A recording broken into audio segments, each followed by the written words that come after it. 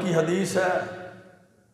اللہ کے رسول علیہ الصلوۃ والسلام نے فرمایا سورۃ البقرہ کی جو آخری 2 آیات ہیں مجھے عرش کے نیچے سے عطا کی گئی ہیں۔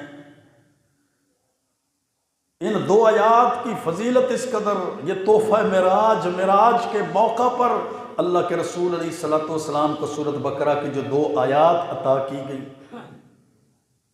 پھر اسی طرح مسند احمد کے اندر ہی حدیث ہے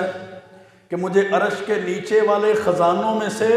عطا کی گئی جو پہلے کسی نبی کو ایسا خزانہ عطا نہیں کیا گیا، جو خزانہ اللہ نے سورۃ بقرہ کی آخری 2 آیات کی صورت میں مجھے دی۔ آمن الرسول بما انزل الیہ من ربہ۔ ان آیات کو یاد کریں، اپنی اولادوں کو یاد کریں، اپنے بچوں کو یاد کریں،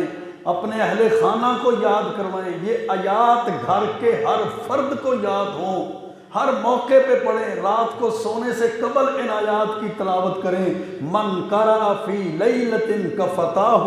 محبوب پیغمبر علیہ السلام نے فرمایا جو رات کو ان 2 آیات کی تلاوت کرتا ہے پوری رات کے لیے یہ 2 آیات کافی ہو جاتی۔ جادو کے شکنجے میں ہیں، تمیز گنڈے کے واروں کے اندر ہیں، جنات اور شیاطین کے اندر جکڑے ہوئے ہیں،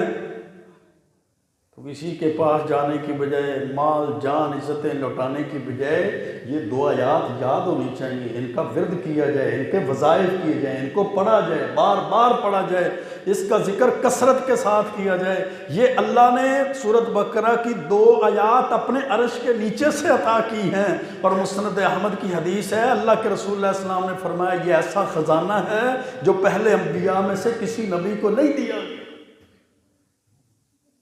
جس امت کے پاس سورۃ بقرہ موجود ہے، جس امت کے پاس